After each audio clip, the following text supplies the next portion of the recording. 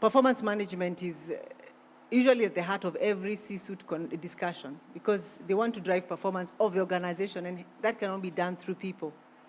For us as the people leaders, the question is how do we make sure we're driving that performance while managing a multi-generational workforce, some of whom the way they show up in our traditional settings, in our traditional policies, may not be able to fly.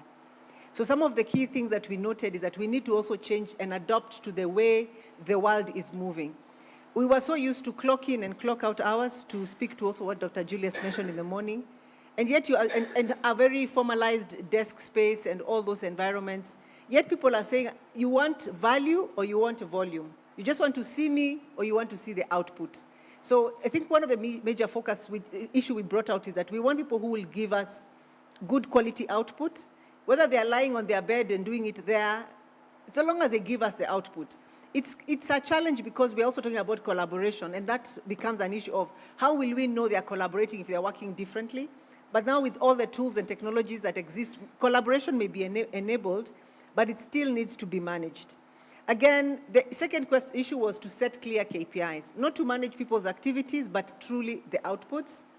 Thirdly, AI is with us. It might make you feel inauthentic. Some people feel like we're just rubber stamping what ChatGPT has and calling it performance. But it was very clear that the people who will win in this race of AI are the people who ask the right questions, know how to prompt the systems correctly. It's a case of garbage in, garbage out. If you ask ChatGPT to draw for you a cat, it will just draw a cat. But if you want creativity, you'll say, I want a cat that is chasing a lion in the wilderness and winning. You know, that will be different because you've given it a lot more context and you can say what it is. So it is also going to ask us to start thinking differently on how we use those tools and also ensuring driving growth. Lastly is how we also reward performance, because performance comes with money. So this is a money conversation. Who are your star players? How do you differentiate them in an era where collaboration is being enforced? How will we make sure that our star performers are not burning out? How can we tell in advance before they start burning out? How do we enable old school managers to have the right conversations? But most importantly, performance management is not a periodic.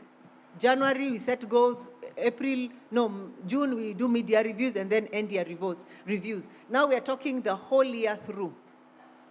That means every week you're talking to people. Managers are beginning to feel like it's not an authentic conversation because it sounds like you're appreciating too much, people are not used to it, or you're asking the same questions over and over. Sometimes even documenting is becoming a project, so it's getting tiring. But it's something we must lean into because a lot of times when we have to let go, especially those who are not performing, or put them back on track, you have to have data that enables that decision. So when we're being pushed for data, we're also being pushed to have activities. Some places it's uncomfortable for some people leaders, but we must get it done. So individual performance will continue to be celebrated. We will not throw away the baby with the bathwater and say no more annual reviews. That will happen. The only challenge we will have and continue to have is that we were so used to the succession plans that in my time, maybe now things are different. We observe you for a couple of 3 to 5 years. These days, careers are 2 years, right? So how do I build a succession plan on a 2-year performance metric, right? How do I make sure that I'm able to look at, maybe promotions were after 3 years in some policies, we need to change that. Can you promote after every 6 months? What's the implication on your budgets, on your salaries, and all those things? And then thinking directly about even the investments we shall make to develop those people. Should we continue to invest? The answer is yes.